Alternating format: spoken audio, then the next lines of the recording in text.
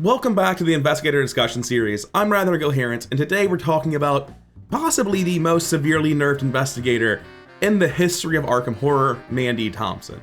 Mandy Thompson's taboo on her own card is pretty substantial, but we'll talk more about how hard the taboo list really hits her in a little while. As always, let's start with the character card as it's written. Her stat line is arguably perfect. 3 in head, 5 in book, 1 in fist, and 3 in foot. That is no wasted stat points, 5 in her proactive stat, and a total of 6 split into her mythos stats. You could argue that 4-2 or 2-4 is better, but 3 in both is very solid for pretty much any plan to defend against the mythos. 5 in book, especially in Seeker, is wonderful proactively, and Seeker has no issues dealing damage with a 1 in fist if they so choose to deal damage at all. So just very, very good top tier stat line. This is what you kind of expect out of Seekers a lot of the time. There are surprisingly many Seekers with 5 in book and good defensive stats. Mandy is one of them. Her ability is that as a reaction, when an investigator at your location would search their deck or the encounter deck, they may either search 3 more cards or resolve 1 additional target of the search limit once per round. This can be used for team support, but the primary effect for Mandy Thompson has always been that she searches her own deck all the time, and when she does it, she gets to draw 2 cards instead of 1 card out of the things that she's seeing.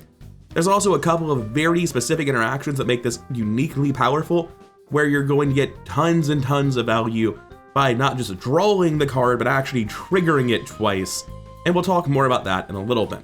And her star is brilliant. This is a very good star. +0, search the top 3 cards of your deck for a card, either draw it or commit it to the test. If able, shuffle your deck. Notably, you don't even need to pass to do that.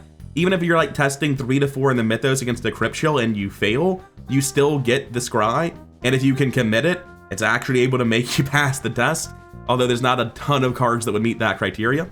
Actually, no, I was thinking of practice makes perfect. For just committing for a head, no, there's a lot of hits that can allow you to pass that mythos test. But the main thing is just having an ability for her star to 1, trigger her ability if you don't have a way to do that. That's rare, but it can happen at the start of a scenario. And 2, just being draw a card but better is already a good star. Coming to the deck building, this is where the nerfs happened. She gets a Seeker 0 to 5, Neutral 0 to 5, and up to 10 level 0 to 1 events and or skills from your chosen secondary class. At deck creation, you choose either Mystic, Rogue, or Survivor. And there are very good merits for all of these. Essentially, with Taboo, you're going to be making a toolbox investigator, and it's not as interesting. It's just like, which toolbox do you think is the most powerful? And the reason I say that with Taboo it will be like that is previously she had at deck creation choose 30, 40, or 50 cards, and then you got 1 copy of your signature, 2 copies at 40, 3 at 50, and shocking discovery, 1 random basic weakness. So essentially you got more copies of your signature if you took bigger deck size. But just card game theory and in practice, smaller deck size is more consistent decks, and when you are a character that specializes in consistency, getting double value off of draws, you could do some really broken things with 30 card decks. Mandy is now required to take 50 card deck building.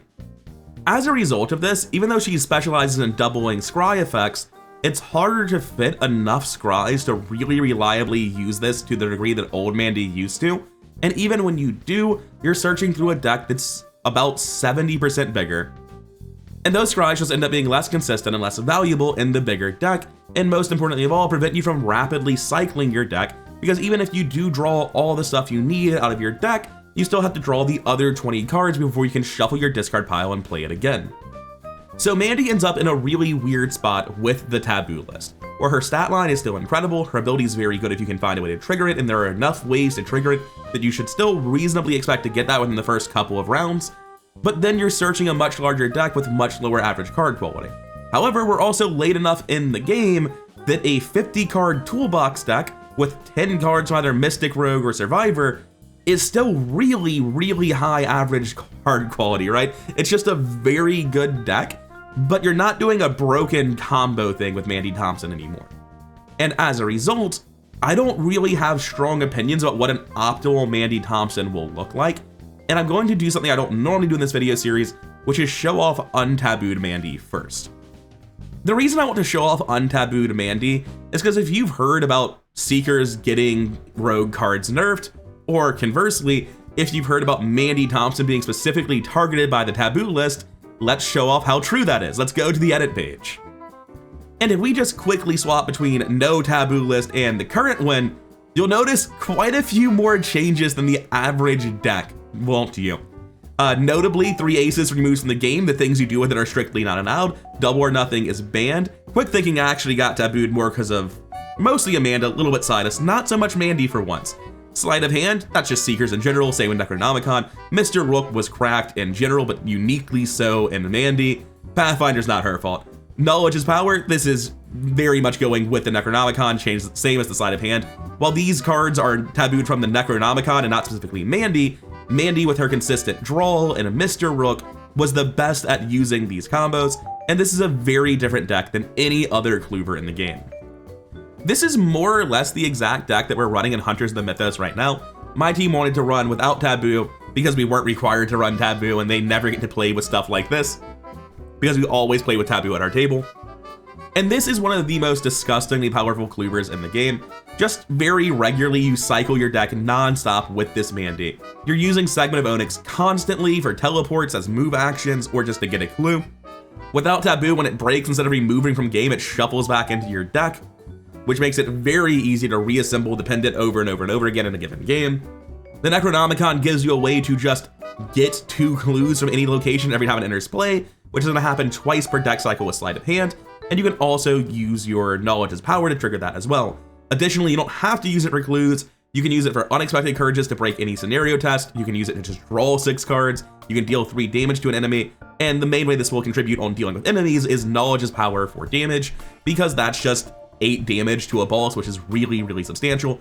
And this character, being so good at scrying with the 30 card deck, can very easily expect to use this Necronomicon pretty much off the bat. The real crazy broken shit here though is Practice Makes Perfect, double hitting Deduction, Perception, and Eye of Truth.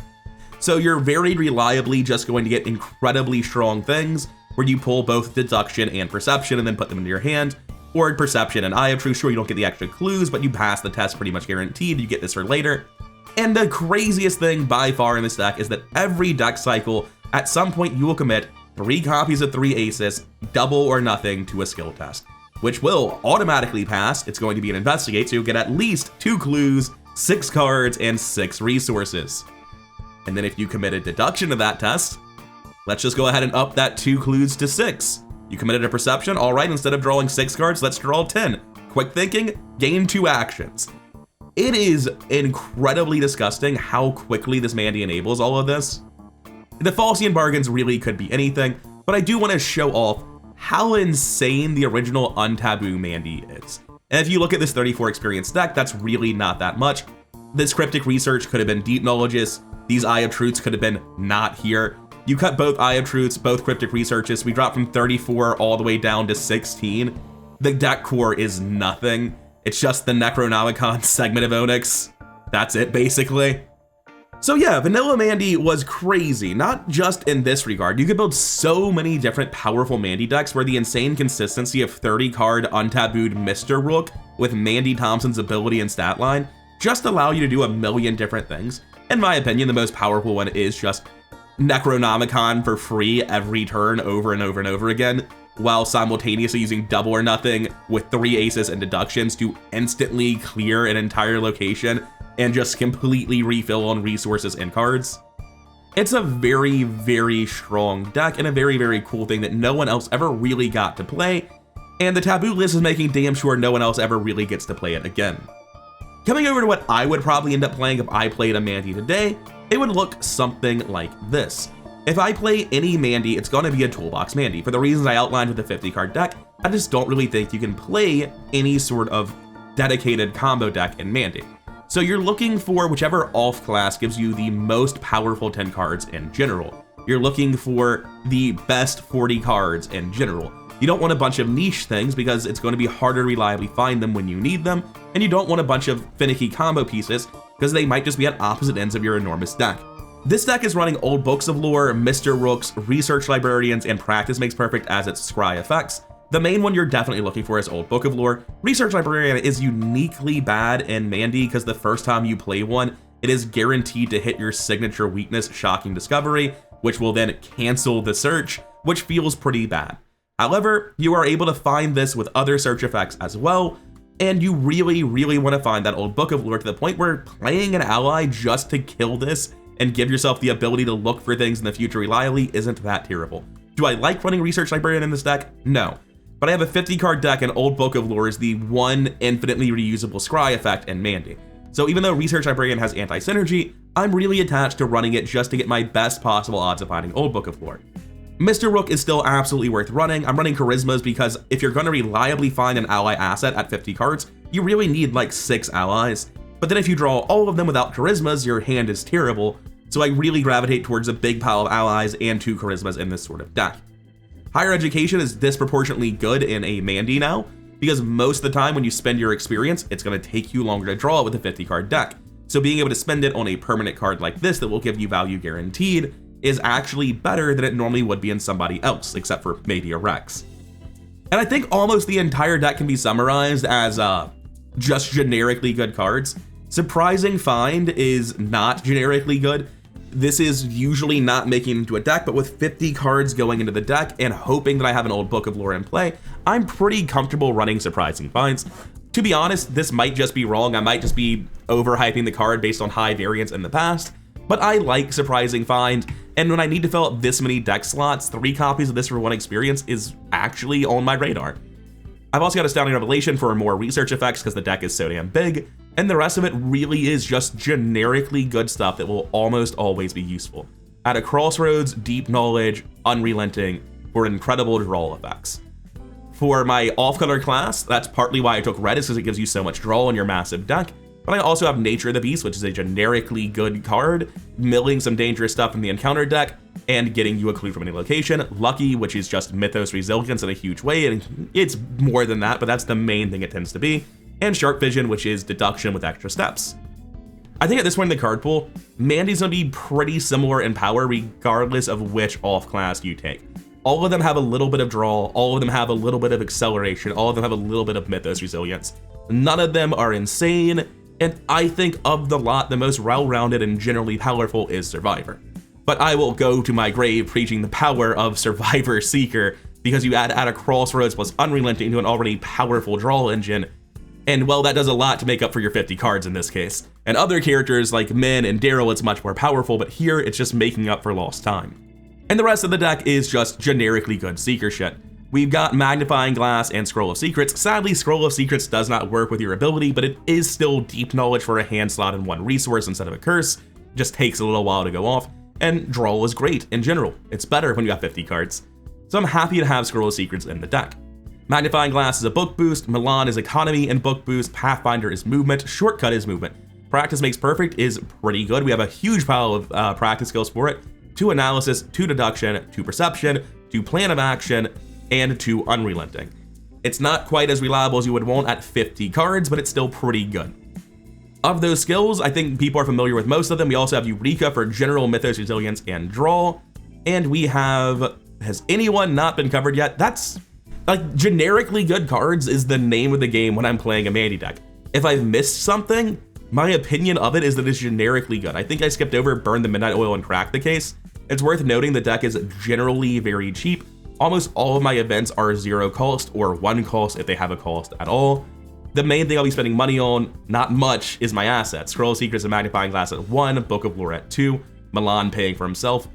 It's really not a very expensive deck, and I think that's a fairly important thing to do when you're building your Mandy as a toolbox investigator. You have to plan for your economy, right? You have to have enough economy cards in your deck to pay for the assets and events you're using. And with a 50 card deck, when it becomes a lot more unreliable, the best way to balance your economy is simply not to have expenditures so you don't have to run like 8 emergency cash-esque cards and then hope you hit them with the rest of your stuff in an order where you don't hit all of your assets with no econ or all of your econ with no assets. The safest, most efficient thing you can do in a 50 card deck for planning your economy is to plan to have an incredibly lean deck with very little expenditures. And that is very much what this resource card curve is showing off. Coming over to level 0, this is where I'm going to take the curtain back a little bit and say, I don't really enjoy thinking about Mandy. You can absolutely do better than this. I should be looking at things other than guts and manual decks from Survivor.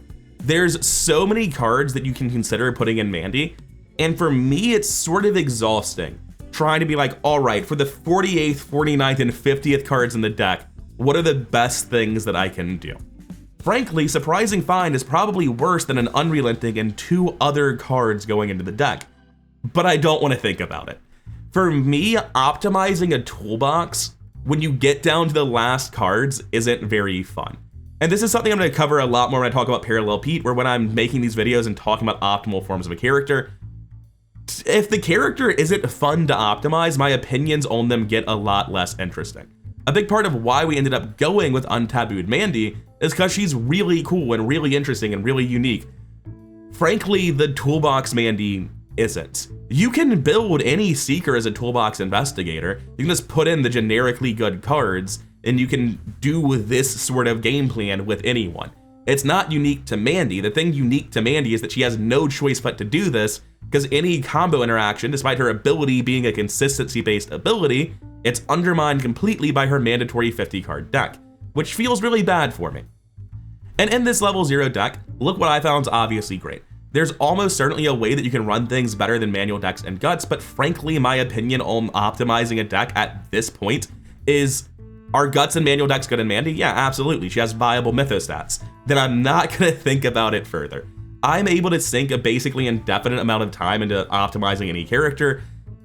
And with Toolbox Mandy, I'm like, the returns just don't matter, man. The 50th card in the deck is still really good even when you don't put a ton of thought into it. And that's part of what this deck is showing off. But it's also just like, how much worth do you get out of your time? For me, I can be doing so many other cooler decks. I could be sitting down trying to make Cleaning Kit, Ornate Bow, Kaimati main fighter work again. That's sick as hell. Mandy kind of isn't. And while usually I focus predominantly on the power level of characters in this series and what I think their optimal decks are, and I've done that to some degree with her final deck, with her starter deck, I'm just gonna pull the curtain back and say, I don't think Tabooed Mandy is interesting. I think having an ability about consistency and then a deck building that undermines her consistency, I mean, that's Lola, right? She has deck building rules about flexibility and letting her do anything, and then an ability that holds her back and refuses to let her use any cool combos. The difference obviously being that Mandy being allowed to play all of her cards simultaneously with a 5 and book is a tremendously better investigator than Lola. But it's the same thing that makes her unfun to think about, where her strength is packaged with a weakness that counteracts it. And frankly, I can't find it in me to really sit down and try to hammer out what an exact level 0 list is. I promise you, Surprising Find over that 3rd experience and 2 other cards is probably wrong. There's a very good chance that manual decks and guts don't make it, especially Unexpected Courage. But none of those cards are bad. And that's the issue. When I'm deciding between like cards that are a 91 out of 100 and cards that are an 85 out of 100, and we're on the 48th card and they're not core to a game plan, it's just not fun for me. Mandy in her tabooed state is not an investigator I find interesting, and while I've playtested her, I found it really sad playing her. It's the one character in Arkham I've played where I've like sat down and been like, man, I wish I was playing another investigator. And the other investigator was the original Mandy, but Tabooed Mandy is just a shell of her former self. Coming over to the tier list, that's not to say she's weak. I have her around the midpoint of my B tier. And that's relatively high. For an investigator relative thing, middle of the pack when I find you this disinteresting and boring, like, I'm probably negative biasing her under Stella and Fen. And someday we'll talk about Stella and her fall from grace in my eyes, because she really has dropped a lot in my opinion, and I think I rate her much lower than the vast majority of people. I think most people wouldn't blink twice at Stella and Mandy next to each other. Maybe a little bit, maybe opinion on Mandy starting to sour these days. But I think they might blink a lot when they see which tier they're next to each other in. But the thing for me is that while Mandy's very good in scenario 1, her experience is never that valuable because she has to find it, which takes longer than other characters. Every point of experience she gains scales up less well, and because there are no cool combos that she can build to enable quickly, when you have other characters combining cards to great effect, for instance, Parallel Skids combining Dirty Fighting and Switchblade, and then you look at Mandy Thompson, and there are no 6 experience combos in her deck where one card combos with another for a much greater effect than the sum of their parts, right? Mandy just doesn't scale well as a result of the 50 card deck and the things it forces you into doing.